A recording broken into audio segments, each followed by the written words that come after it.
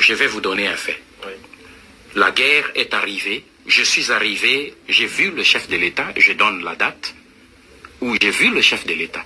Le soir de mon arrivée à Nice, à Lausanne, où il venait de sortir de l'hôpital, je lui ai fait le point de la situation et je lui ai dit que votre état de santé ne vous permet pas qu'on traite les dossiers de l'État. Mais je souhaite que vous puissiez instruire vos généraux pour qu'ils renforcent immédiatement la situation à l'Est et particulièrement à Bukavu, parce que la guerre est imminente. Et si elle se déclenche et qu'elle parte d'Ouvira et qu'elle atteigne Bukavu pour entrer à l'intérieur du pays, tel que vous et moi nous connaissons la situation de notre armée, on ne saura pas tenir. Alors il faut éviter que cette guerre éclate, il faut l'écraser à l'œuf.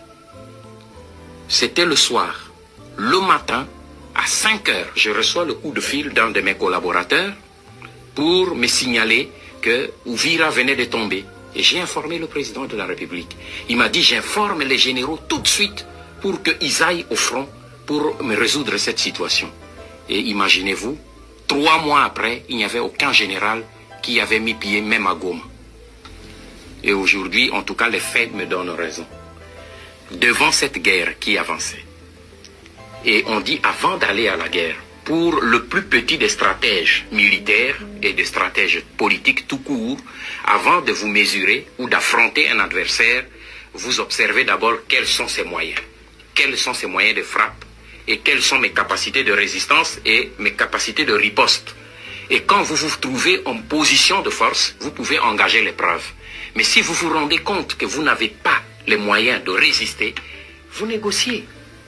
Je crois que c'est aussi simple. Et tous les stratèges politiques et militaires dans le passé l'ont fait.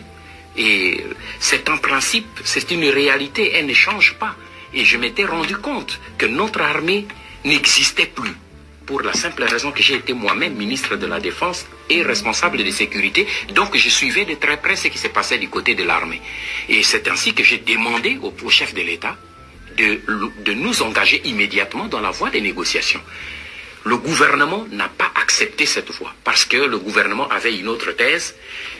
Le Rwanda et l'Ouganda étant des agresseurs, il n'est pas question qu'on négocie avec eux tant qu'ils occupent notre territoire. Mais je n'étais pas de cet avis parce que je savais la détermination qui était derrière. Et je me suis dit, quelle que soit cette position, moi j'engage, après avoir reçu le feu vert du chef de l'État, je me suis engagé dans cette voie. Je suis allé le voir la veille du sommet de Nairobi 1. Et je suis arrivé à Kampala, où j'ai vu Museveni, et nous avons commencé les discussions, et il a accepté, Kagame a accepté, il est arrivé. Nous devrions, et les deux ont accepté, clairement parce qu'ils savaient que j'avais des éléments, des documents à l'appui. Ils savaient que je connaissais la vérité. Donc ils ne pouvaient pas me dire que ce n'est pas ça. Ils ont accepté, mais ils ont dit, voici nos raisons pour lesquelles nous nous battons.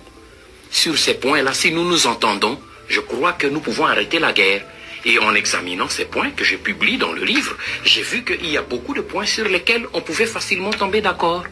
Mais au moment où on devait aller avec eux à Nairobi, parce que Museveni avait dit, nous allons à Nairobi, nous nous entendons sur ces points et nous déclarons qu'il y a un cessez-le-feu. Et nous entamons directement des discussions.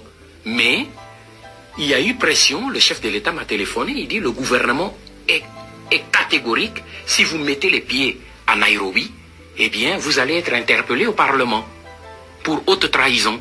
Parce que le gouvernement a décidé de ne pas négocier avec ces deux pays. Vous engagez des négociations, vous serez interpellé. Alors, je me suis excusé auprès de ces deux chefs d'État en inventant la raison que le président Mobutu m'avait donnée de documents publiés par les Américains et qui faisaient pression au Parlement et tout. Et je suis rentré. Voilà le blocage.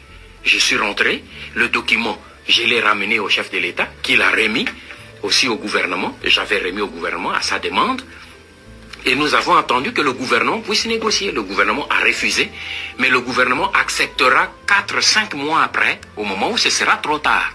Voilà, c'est ça la réalité. Mais il y a autre chose. Est-ce que tous les membres du gouvernement étaient bien informés de toute cette situation? Parce que nous, l'échange d'informations se faisait entre le président de la République et le chef du gouvernement.